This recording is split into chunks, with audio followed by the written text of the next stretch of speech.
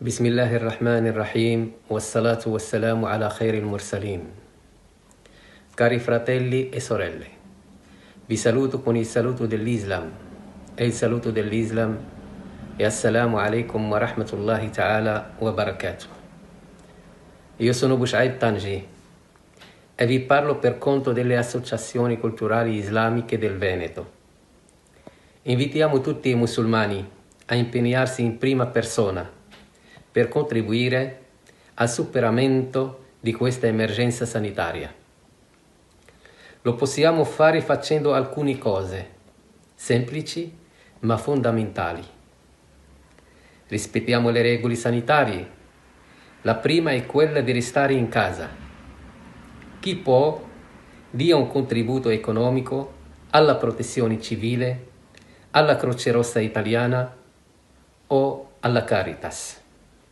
Aiutiamo i vicini e le persone che soffrono e che sono in difficoltà. Facciamo studiare i figli, i nostri figli che sono a casa. Dobbiamo farli studiare.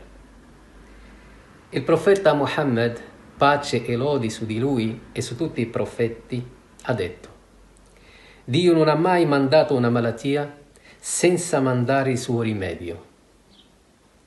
Il rimedio viene dalla scienza.